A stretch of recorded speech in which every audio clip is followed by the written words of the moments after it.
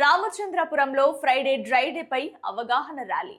సంగారెడ్డి జిల్లా రామచంద్రపురం డివిజన్ లో Friday dry day కార్యక్రమాన్ని నిర్వహించారు. ప్రభుత్వ ఆసుపత్రి వద్ద సిఎంసి ఎంటమాలజీ సిబ్బంది, వైద్యులు, నర్సులు కలిసి ప్రజలకు దోమల నివారణ, పరిసరాల పరిశుభ్రతపై అవగాహన కల్పించారు.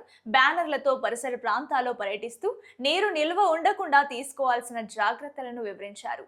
మెడికల్ ఆఫీసర్ డాక్టర్ నేత్రావతి మాట్లాడుతూ ప్రతి శుక్రవారం ప్రజలు తమ ఇల్లు పరిసరాలను పరిశీలించి నిల్వ నీటిని తొలగించాలని సూచించారు. నీరు నిల్వ ఉన్న ప్రాంతాల్లో దోమలు వృద్ధి చెంది డెంగ్యూ, మలేరియా వంటి వ్యాధులు వ్యాప్తి చెందే ప్రమాదం ఉందని హెచ్చరించారు.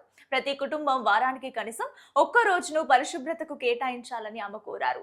పరిసరాల పరిశుభ్రతతోనే దోమల ద్వారా వచ్చే వ్యాధులను నియంత్రించవచ్చని అధికారులు ప్రజలకు సూచించారు. నేను doctor Netravati, medical officer in PSC RC Puram. Mainly ఇప్పుడు సీజనల్ డిసీజ్ మనకు డెంగ్యూ, మలేరియా ఇవి ఎక్కువ ఉంటాయి కాబట్టి మనం ఎక్కువ ఎక్కడైనా నీటి నిల్వలు ఎక్కడున్నా అవి లేకుండా చూసుకోవాలి, శుభ్రంగా పెట్టుకోవాలి. Main sanitation is very important. దాని గురించే మేము ఈరోజు అవగాహన కల్పిస్తున్నాము, ర్యాలీ కూడా తీస్తున్నాము.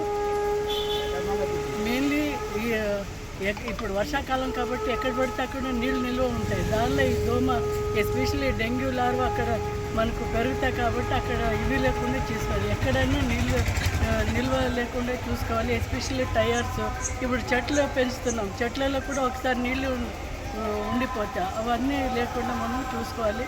దోమ తెర అందరూ కట్టుకోవాలి.